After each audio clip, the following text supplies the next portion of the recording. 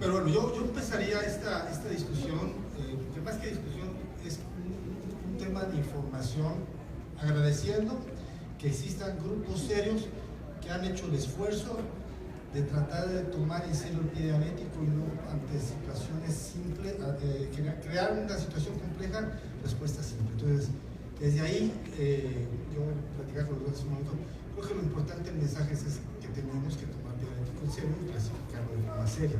Ahora bien, hablando ya desde el punto de vista de los temas que acompañan a cada clasificación, me llama mucho la atención, Miguel, el rasgo de hacia dónde se ha encontrado su foco de crecimiento en la clasificación de Wi-Fi y hacia dónde se ha encontrado su foco de crecimiento en la clasificación salarial.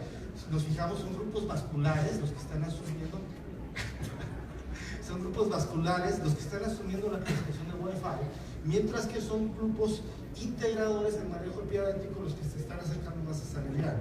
Y de hecho, cabe mencionar que un tema importante que ha demostrado Wi-Fi es el beneficio de la revascularización principalmente, ¿sí? Más allá todavía falta esperar estudios. ¿Alguna tercera de los dos?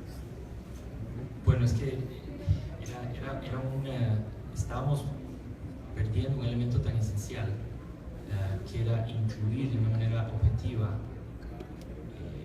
a los pacientes que podían tener pie diabético. Pero hay cosas, bueno, y para contestar tu pregunta, y esa necesidad era una necesidad que mucha gente había identificado dentro de los círculos de cirujanos vasculares, pero que nadie realmente le había puesto tanta atención, y probablemente la razón por la que muchos de estos están empujando, te voy a ser honesto, es porque existe un incremento hasta cierto punto a veces absurdo en los procedimientos de revascularización endovascular, tanto por los cirujanos vasculares como por otras especialidades, de pacientes que no necesariamente tienen un beneficio real. Y entonces yo creo que ese, de hecho, fue tal vez una de las cosas que más empujó a Joe a empujar este proyecto para el frente. Y cuando sale un proyecto interesante que tiene un fundamento, en las sociedades de cirugía vascular de una manera bastante rápida la adoptan, porque sabían que era sabían que es de una u otra manera parte de nuestra supervivencia como especialidad, de poder decir, bueno, nosotros sabemos a quién sí y a quién no, y cómo sí y cómo no, y cómo clasificar al paciente. Ahora, dicho eso, yo ni sé ni por qué ni siquiera le llamamos debate. Yo sé que tú querías que nos agarráramos aquí, pero es que no, son dos cosas diferentes, porque el Wi-Fi no es una clasificación solo para pie diabético.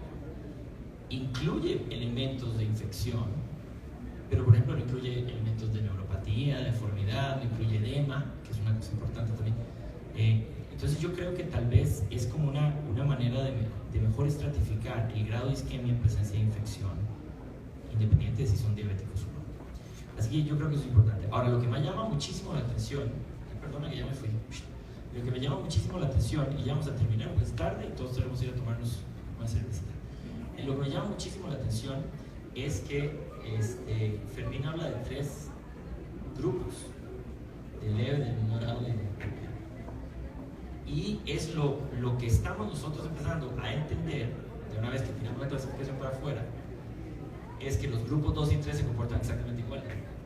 Entonces, pareciera que de una u otra manera, ahora estaba viendo y digo, estamos hablando de lo mismo, nosotros nos estamos dando cuenta que haber hecho 4 grupos no tiene realmente mucho sentido, y que tal vez son solo 2 grupos, y también los números se asociaban, porque hablaba de un 10 a 20, que era el 8% de nosotros, y por ahí un 30% para arriba.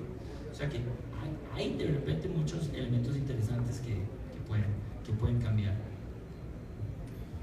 ¿Por otro? Está bien. Aquí está el doctor. A mí me gusta mucho la clasificación de Salerian, porque yo siempre digo es la que cuando, o sea, te hace tener el mismo criterio el viernes a las 5 de la tarde que el lunes a las 10 de la mañana. O sea, vos tenés un paciente ya vascularizado, lo tenías en Salerian 18, lo dejaste en Salerian 10, y pasás el lunes a las 10 de la mañana y está en 14. Entonces, algo pasó, tengo que hacer algo.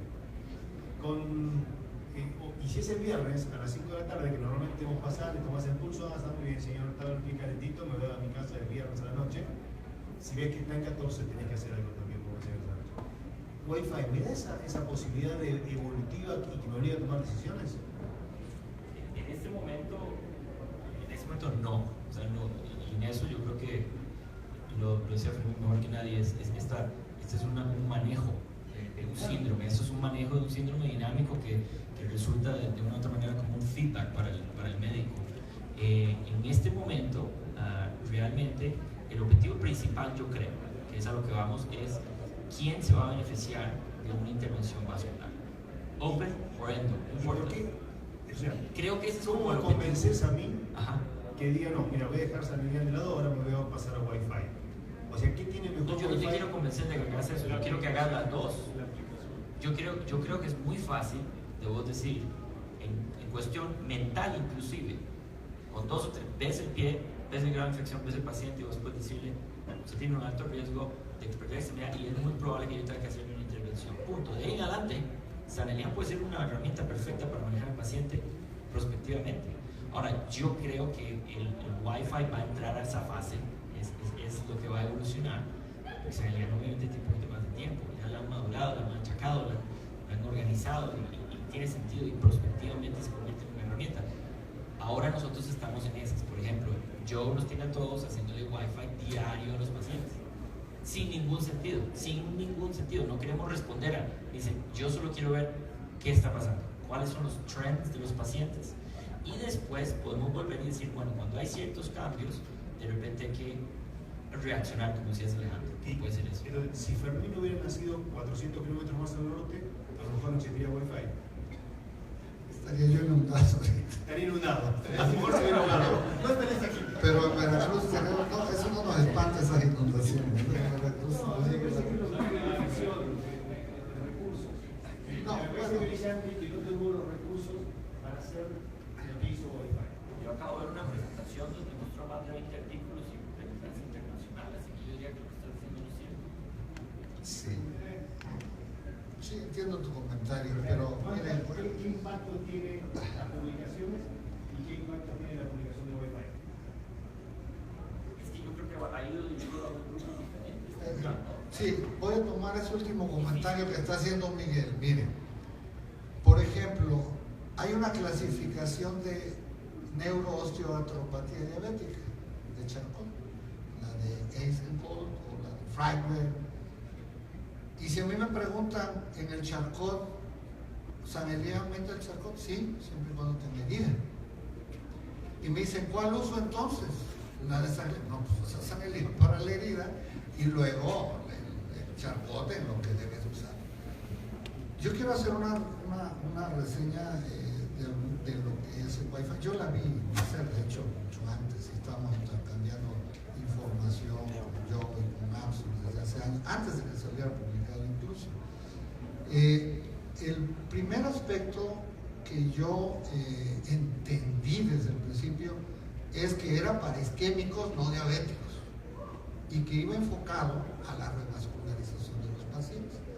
En base a eso, ese era el motivo de Wi-Fi.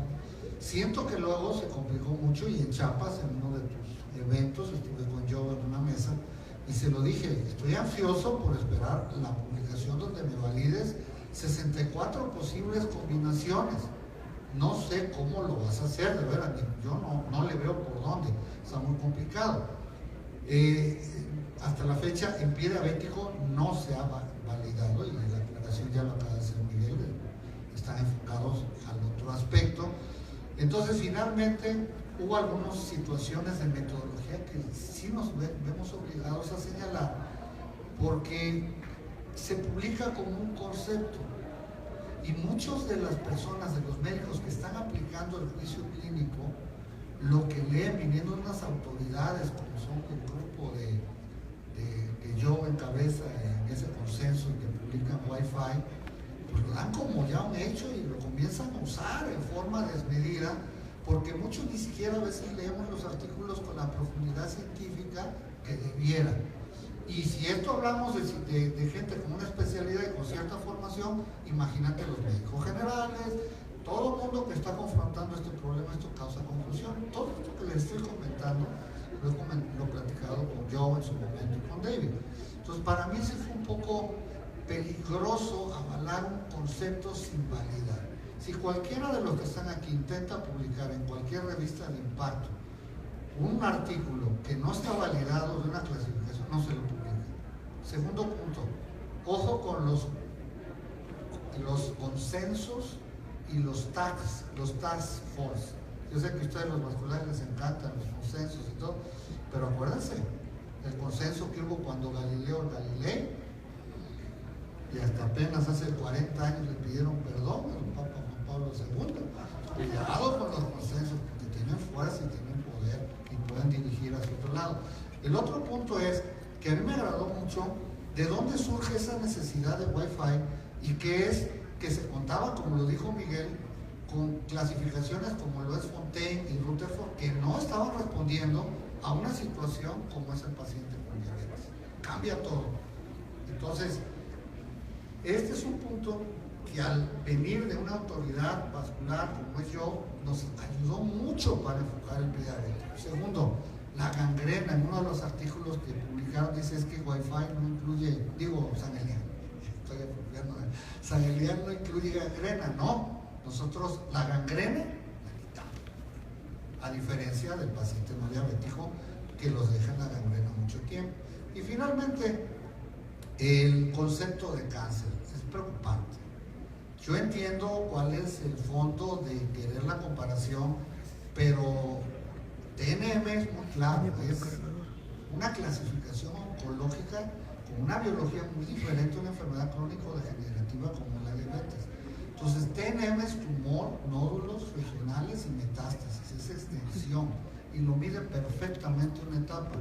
Pero acá, en GUN, me meten de chile verde y de manteca, varias variables. GUN no es una variable, es una supervariable, discúlpame, forzada, con muchos sesgos, que de alguna manera complican el análisis final, que ha sido muy difícil en pie diabético. Yo no digo, yo no estoy hablando de lo demás.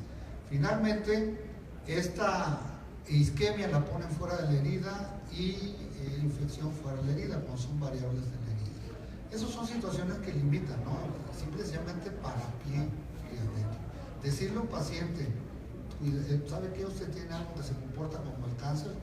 Olvídense, ¿no? Hay que tener mucho cuidado con esos conceptos.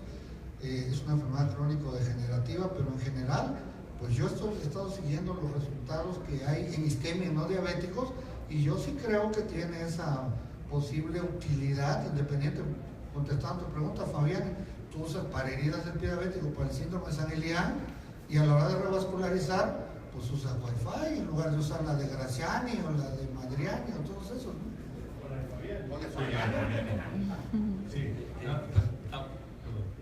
No, iba a ser nada más que yo estoy de acuerdo con el 90%. Lo último en donde yo estaría un poco de desacuerdo con vos, Fermín, es que yo sí creo, pero tal vez es otro subgrupo de pacientes, tal vez.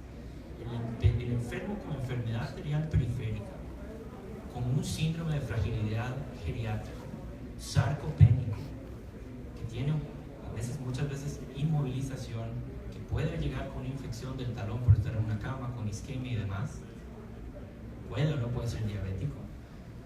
Para mí, eso es un paciente al que nunca vamos a curar. Y si no vamos a curar, hay que hablar de terapia paliativa. La doctora Benita Chandra hablaba hoy de una excelente charla donde ella dice, para mí la enfermedad arterial periférica es una enfermedad paliativa.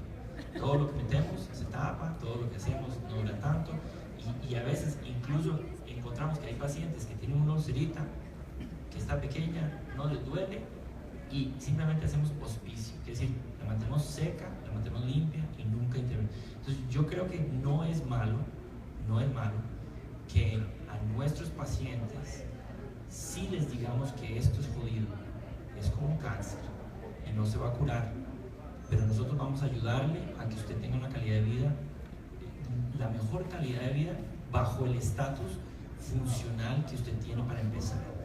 Con lo que dijiste, casi estábamos otra vez de acuerdo al 100%.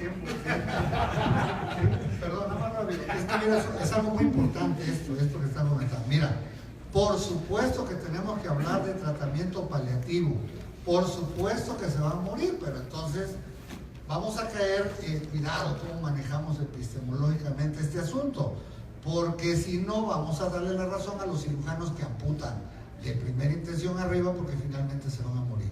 O sea, no es lo que tú estás diciendo, sí es paliativo, pero no tiene la biología del cáncer y las demandas aquí en México cada día están peor. Y si tú le dices a alguien o le sugieres que pudiera tener cáncer, olvídate, te ven feria. Entonces, definitivamente sí hay que hablar, porque es una enfermedad crónico-degenerativa que no se cura y que va a cerrar la herida y que no esté el problema resuelto, en eso estoy de acuerdo. Y que estamos hablando de paliación, sí, estamos hablando de paliación, pero cuidado con hacer un símil con el cáncer con los pacientes. A lo mejor entre nosotros sí podemos vendernos la idea y sensibilizarnos en el concepto de paliación y no decir, porque hay muchos médicos que dicen que son el padre del pie diabético y que te curan la herida y ya está curado y al rato el paciente vuelve a caer, ¿no? Entonces, desde ese punto de vista, 100% de acuerdo, a veces nada más hay que definir. Yo sí estoy de acuerdo que hay que decirles que es paliativo, que probablemente cierre y que a lo mejor en 3 meses, en 1 año, en 3 años se murió de un infarto. Eso puede pasar. Y ahora sí estamos de acuerdo. Sí, mira, Luis, por favor, sí.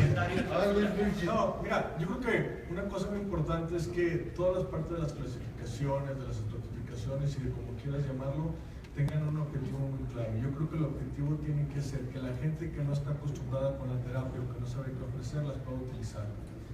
Y si esto no lleva con ese fin, porque si tú me dices, oye, ¿tú qué harías? ¿Cuál clasificación uso? Lo que yo haga no importa, lo que importa es la gente que realmente ve al paciente de primer contacto. Entonces, la clasificación que tú quieras, mira, tú te metes hoy, bajas una aplicación en cardiología, le pones aplicación en cardiología, te aparecen 200. Te cansas de bajarlo, no caben en el teléfono todas las aplicaciones que hay en cardiología.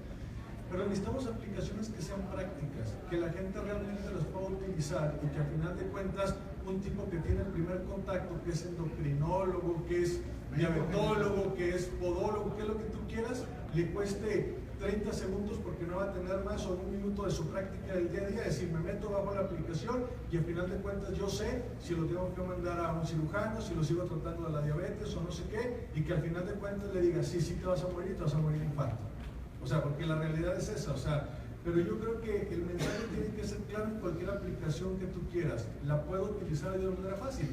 Y todas las aplicaciones, de acuerdo a las variables que tú pongas, y eso hoy lo vemos mucho en cardiología porque vamos cambiando los scores de riesgo de sangrado, los scores de riesgo de fibrilación, los scores de riesgo de lo que tú quieras, van cambiando de acuerdo a las variables, pero tenemos que ser receptivos a que a lo mejor existe una mezcla entre Wi-Fi sanguínea el día de mañana, que de acuerdo a las variables que tengas te pueda dar información de seguimiento, y hay solo en tromboembolismo pulmonar hay 3 clasificaciones para diagnóstico. O sea, sí es importante que la finalidad sea esa, porque en los centros de formación donde la gente llega, la opción es te voy a amputar.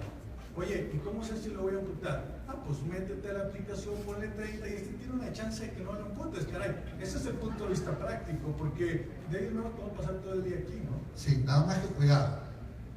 Cuidado, el pie diabético no son enchiladas, como muchas veces he querido pensar. O sea, sí es muy, muy interesante lo que dices, pero no podemos enfocarnos a que un app nos va a decir eso. Tenemos que hacer una historia clínica, y hemos dejado de hacer historias clínicas y buenas historias clínicas. Cuando ahora que estuve en Bérgamo, dando el curso con Giacomo, con Freiberg y con Astinger, estábamos comentando lo siguiente, me dicen, oye, ¿cuánto te tardas en hacer esa analítica? 3 minutos. 2 minutos. ¿Cómo? Sí, mejor pregúntame cuánto me tardo yo tú en hacer una historia clínica, porque ahí es de donde salen los datos. No son datos adicionales. El que ve pie diabético tiene la obligación de revisar todos esos datos y ordenarlos. Por ejemplo, Wi-Fi lo que hace es lo que es un checklist para nosotros, que lo facilita, ellos lo tienen que ir capturando y luego ir integrando lo que se nos hace en los Las variables son parte de la historia clínica. Finalmente, O sea, pero hay que hacer historia clínica. Entonces, por eso es lo que le gusta mucho a un podólogo, una enfermera, etcétera, porque no tienen limitantes dentro de un equipo de atención integral. El pie diabético tiene que ser enfocado por equipos multidisciplinares para poder impactar. ¿Sí? Y no es que se mezclen, simple y sencillamente, si tú me dices que yo uso la de Graziani o la de Fabiani, pues está bien, no tiene nada que ver con la de Sanelier, es una base, una espina de pescado de Chicago y usa todo lo que quieras alrededor. Bueno, a mí me da mucho gusto que la primera vez que tuve la ocurrencia de reunir a Joe, a mi compadre Fermín, Fue justamente entonces Claudio Gutiérrez en 2013 y bueno, hoy creo que se acercaron, fíjate, porque yo uso Sanelian, pero sin embargo, y creo que es un tema que ya he platicado ampliamente, y aunque el dato de isquemia lo tiene como un dato de gravedad, y que es un dato de gravedad relevante, importante en Sanelian, desde mi punto de vista, debería tener un peso más importante y que otros factores de gravedad que tú les das en un puntaje, ya lo hemos discutido alguna vez y ya me has dado tus argumentos, ¿sí?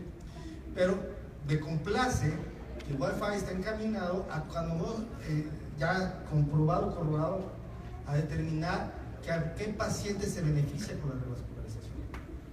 Eso sí es algo que no se le puede quitar a esta clasificación, ya está más que establecido. Entonces sí, sigue viéndote. Nada que defender. Simple y sencillamente Sanelian, como una metodología científica aplicada sin sesgos, tratando de evitarlo, le tiene que dar a todas las variables la misma oportunidad de medición con las mismas escalas, no se puede hacer diferente. Entonces, finalmente, ¿cuál es el impacto de cada una de ellas? No va a depender de quien diseñó el instrumento, sino del comportamiento biológico de cada variable. Y es obvio que a pesar de que estamos hablando, tú manejas esas cifras porque te he prestado en las diapositivas, una isquemia grave, ¿verdad? No es lo mismo que una neuropatía grave, porque la neuropatía grave tiene unos odds ratio de 3.2 de terminar amputados. Sin embargo, la isquemia grave tiene 53.2, entonces los resultados te los da el comportamiento del universo. No podemos forzar el universo, pero al final las diferencias están muy claras de cómo contribuye cada variable. Paciente con isquemia, paciente que va a terminar prácticamente amputado si no se le da un procedimiento de revascularización. Y el que hacía las historias clínicas y hacía Sanelian era él cuando estaba contigo. Por eso me hablas. 5:30 y agradezco mucho a todos.